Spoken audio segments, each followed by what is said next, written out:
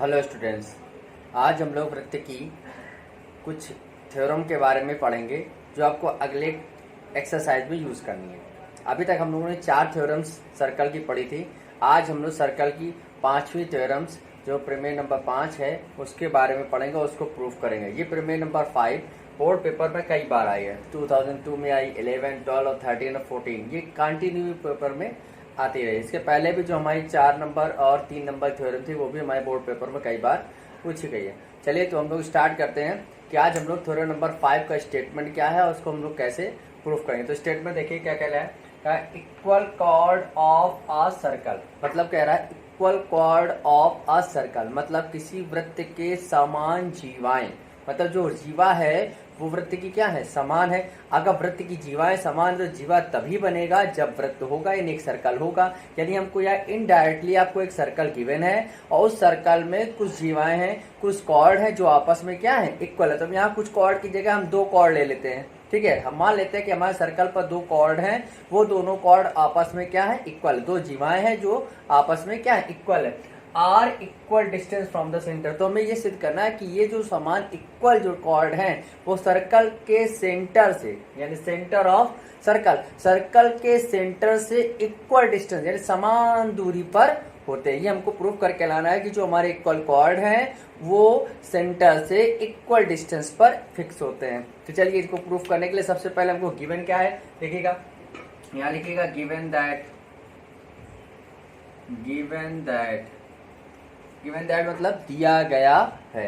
Given that क्या given है, 2 equal chords of a circle, मतलब एक सर्कल है, इस सर्कल में 2 इक्वल कॉर्ड्स है, 2 समान जीवाएं हैं। यानी हमने 2 ले लिया, जहां पे बोला गया केवल इक्वल कॉर्ड्स के बारे में बोला गया, तो इक्वल कॉर्ड सिंगल तो हो नहीं सकता, यानी एक जीवा कभी इक्वल नहीं हो सकती। एक से ज्यादा होंगे, 2 होंगे, 3 होंगे, 4 होंगे, तभी आपस में क्या होंगे, इक्वल होंगे। यानी हम यहाँ पे 2 कंसल्ट कर लिया कि यहाँ पर 2 जीवाएं हैं, दोनों जीवाएं आपस में क्या है, इक्वल है। तो यहाँ हमने लिया 2 इक्वल कॉर्ड्स। तो देखिए यहाँ पे एक सर्कल बना लिया। अब इस सर्कल में हमने देखो क्या गिवन है, सर्कल गिवन है, तो सबसे पहले सर्कल को क्या लिखते हैं, सी, ब्रैकेट में क्या लिखते हैं, ओ आर। ओ का मतलब आप जानते हैं सेंटर होता है, केंद्र होता है। आर का मतलब क्या होता है, त्रिज्या होता है। सी का मतलब होता है सर्कल यानी कि वृत्त, यानी वृत्त का जो केंद्र है वो ओ है और वृत्त की जो त्रिज्या है वो आर है। तो यहाँ देखिए सर्कल का आपने बना लिया, ये आपके पास हो गया। अब 2 इक्वल कॉर्ड से तो हमने देखो एक इक्वल कॉर्ड ये बना ली, एक कॉर्ड हमने क्या ले ली, ए बी, और दूसरी कॉर्ड हमने क्या ले ली, दूसरी कॉर्ड हमने ले ली सी डी। ठीक है, अब आप चाहो तो ऐसे ना बना के ऐसे ही बना सकते हो, ऐसे बना लो। ये आपने बना लिए, ये देखिए ये आपका क्या हो गया, लेकिन 2 लेना है तो ऐसे बन नहीं पाएगा, आपको ऐसे ही लेना पड़ेगा, दूर लेना पड़ेगा, क्योंकि 2 कॉर्ड लेनी। इससे अगर आपने इसको इससे अटैच किया तो एक ही कॉर्ड बनेगा। चलिए, तो यहाँ पर 2 कॉर्ड हो गए, एक ए बी हो गए, सी डी। यहाँ इक्वल कॉर्ड आपने क्या लिया, तो लिखेंगे कॉर्ड, इक्वल कॉर्ड। अब इक्वल कॉर्ड को ऐसे लिख दीजिएगा, कॉर्ड को हिंदी में क्या बोलते हैं भाई, जीवा। कॉर्ड ए बी बराबर क्या दे रहा है भाई, कॉर्ड सी डी। मतलब जीवा ए बी किसके बराबर है, जीवा सी डी के इक्वल है। ये हमको इक्वल कॉर्ड दे रखा है। ठीक है, तो हमको प्रूफ क्या करना है, प्रूफ दैट हमें प्रूफ करना है सेंटर से ये डिस्टेंस। देखो सेंटर से डिस्टेंस क्या ले लिया, ओ एन, और सेंटर से ये डिस्टेंस क्या ले लिया, ओ एम। हमें ये प्रूफ करना है कि ओ एम डिस्टेंस, हमें प्रूफ करना है कि ओ एन इक्वल टू क्या आना चाहिए, ओ एम, मतलब ये वाली डिस्टेंस इस वाले डिस्टेंस के इक्वल आनी चाहिए। ये हमको प्रूफ करना है कि ये वाली डिस्टेंस इस वाले डिस्टेंस यानी ओ एन ओ एम के इक्वल होनी चाहिए। ठीक है, अब चलिए अब हमको प्रूफ करना है, तो हमने क्या किया, यहाँ पे कंस्ट्रक्शन करना पड़ेगा, रचना करनी पड़ेगी।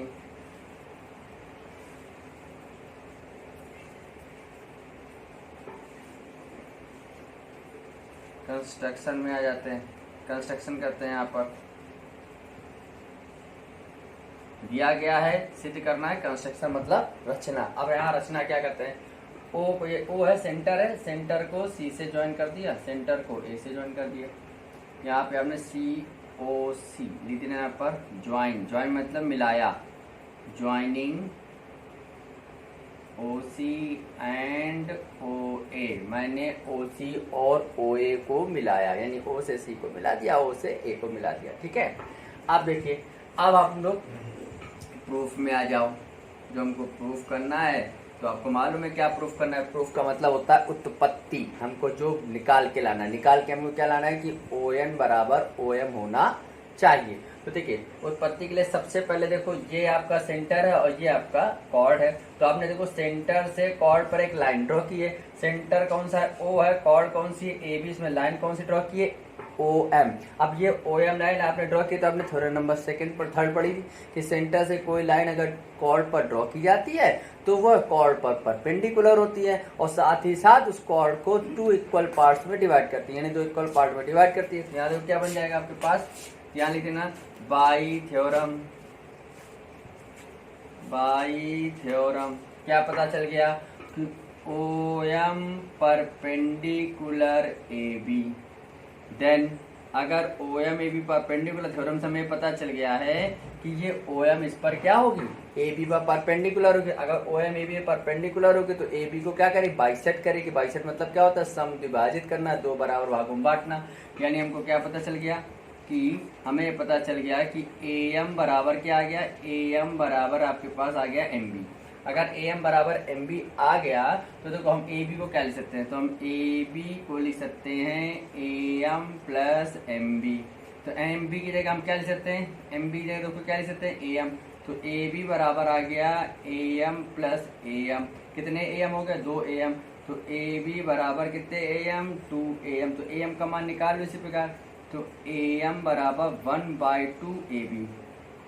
तो हमें पता चल गया ए एम ए बी के आधे के बराबर है। ठीक है, सिमिलरली इसी प्रकार हमको थ्योरम से क्या पता चला, ओ एन भी तो सी डी पर ड्रॉ की गई लाइन है। देखो ओ एन सी डी पर क्या की गई, एक लाइन ड्रॉ की गई है। अगर ओ एन सी डी पर रेखा खींची गई है तो ये भी इस पर क्या होगी, परपेंडिकुलर होगी। अगर ये भी परपेंडिकुलर होगी तो इस कॉर्ड यानी सी डी कॉर्ड को क्या करेगी, बाइसेक्ट करेगी, सब विभाजित करते। इसमें डायरेक्ट लिख देंगे, क्या लिखेंगे, O N perpendicular C D. Then आपके पास क्या आएगा, सी एन इक्वल टू क्या हो जाएगा, एन डी। अगर C N equal to N D है तो ये चीज नहीं दिखाएंगे। अब देखो यहाँ पे ए एम बराबर क्या है, 1/2 ए बी। तो यहाँ देखो सी एन बराबर क्या होगा, 1/2 सी डी। सी एन बराबर 1/2 सी डी। ठीक है, ये याद रखिएगा। अच्छा अब आ जाओ, अब हम लोगों ने ट्रेंगल ले लिया, ट्रेंगल ले लेते हैं यहाँ पर। ये तो हमारे हो गए सुबह, यहाँ ट्रेंगल ले लिया, कौन सा, ए एम ओ एंड दूसरा ट्रायंगल कौन सा भैया, सी एन ओ ले लिया।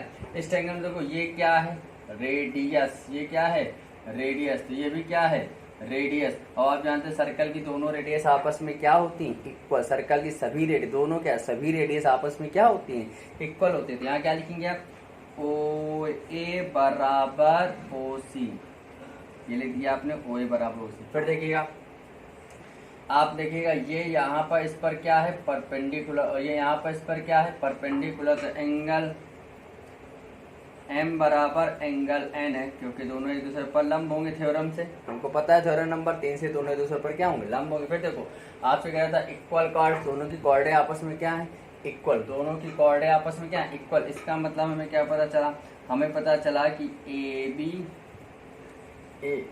बराबर, ध्यान लिख देता हूँ, ए बी बराबर क्या हो जाएगा, सी डी। देखो ए बी, ये वाली ए बी सी डी के बराबर दिया गया है देखो पहले से।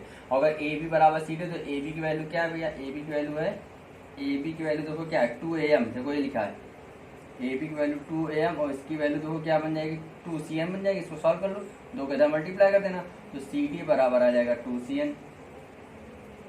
यहाँ रखो, यहाँ जाएगा 2 AM और यहाँ क्या आएगा 2 CN। तो 2 से 2 कट गया, तो AM बराबर क्या आ गया, CN। यहाँ देखा, आगे लिख देता हूँ, तो AM बराबर CN। अगर AM बराबर CN तो दोनों ट्रायंगल आपस में क्या होते हैं, सर्वांग सम, यानी कि कॉन्ग्रुएंट। जब किसी शेप के 3 पार्ट आपस में इक्वल होते हैं तो उन शेप को हम लोग क्या बोलते हैं, कॉन्ग्रुएंट, यानी सर्वांग सम बोलते हैं। अगर सर्वांग सम होगा तो सर्वांग सम का मतलब होता है कि ये शेप और ये शेप दोनों सेम है, इसका साइज और इसका साइज दोनों का क्या है, सेम। कॉन्ग्रुएंट का हमने थ्योरम बताए थे, F2 geometrical figure shape and size are equal that congruent. यदि 2 ज्यामितीय आकृतियां समान आकृति और आकार की होती हैं उन्हें हम सर्वांग सम कहते हैं। अगर सर्वांग सम कहते हैं तो सब कुछ उनका इक्वल होगा, सब कुछ इक्वल होगा। तो क्या ये वाली लाइन इस वाली लाइन के इक्वल नहीं होगी, होगी, यानी क्या आ जाएगा OM is equal to ON। और देखो हमको यही लाना था, यही हमको प्रूफ करके लाना था। बात समझ में आई नहीं आई? समझ में आई ना? एक बार इसको आप लोग फिर से अपने मन से करने की कोशिश करिएगा, बार वीडियो को फिर से देखिएगा, ठीक है। अब देखिए इससे रिलेटेड क्वेश्चन देखिए कैसे करेंगे। तो क्वेश्चन क्या होगा कि इन फिगर, आपको फिगर दिया है chord AB equal to chord CD। ये वाली जीवा इस वाली जीवा के क्या है? इक्वल है। AB वाली जीवा CD वाली जीवा के इक्वल है। Then such that AB equal to 10 centimetre और AB की वैल्यू कितनी है? 10 सेंटीमीटर। तो find and ON equal to 5 centimetre. ON equal to कितना है? 5 सेंटीमीटर। ON 5 सेंटीमीटर है और AB मेरे पास कितने सेंटीमीटर? 10 सेंटीमीटर। तो फाइंड CD एंड OM। तो हमसे कहेगा CD और OM का मान निकालो। तो लिखते हैं यहाँ पर बाय थ्योरम। थ्योरम नंबर कौन से अभी हमने प्रूफ किया? 5। आपने कहा था यदि किसी थ्योरम, ये तो प्रूफ किया था, यदि किसी सर्कल के दो कॉर्ड आपस में क्या हो? इक्वल ऑफ 2 कॉर्ड्स, तो वो कॉर्ड की जो इक्वल कॉर्ड है उनका सेंटर से डिस्टेंस भी आपस में क्या होता है? इक्वल होता है। तो हमको दिया गया है, क्या दिया गया कि AB इक्वल टू आपके पास क्या है? CD। अगर AB इक्वल टू CD तो AB की वैल्यू कितनी दी गई बेटा? 10 सेंटीमीटर। CD का मान भी कितना आ गया? 10 सेंटीमीटर। यानी हमको कॉर्ड की वैल्यू कितनी मिल गई? कॉर्ड CD बराबर कितना आ गया? 10 सेंटीमीटर। ये तो हमको पहले से पता चल गया क्योंकि इक्वल कॉर्ड थे, पहले से दे रखा था। अब हमको कह रहा है कि ON की वैल्यू कितनी दे रखा है? ON की वैल्यू दी है 5 सेंटीमीटर। यहाँ फिर लगा देना बाय थ्योरम, यहाँ से हटा देना, यहाँ तो दिया ही क्या था, यहाँ लिख देना गिवन दैट, यहाँ तो गिवन ही था ना, गिवन दैट। यहाँ लेकिन थ्योरम 5 आपको पता है कि ON ये equal distance, ON equal to क्या होता है? OM कब? ये कब होता है? जब कॉर्ड AB बराबर क्या हो? CD। जब कॉर्ड AB बराबर CD होता है तो सेंटर से दोनों के डिस्टेंस आपस में क्या होती है? इक्वल होती है। और OM की वैल्यू कितनी दे रहा है? ON की वैल्यू दे रहा है 5 सेंटीमीटर, तो OM की वैल्यू भी कितनी होगी? 5 सेंटीमीटर। समझ में आया कैसे करना है? धन्यवाद।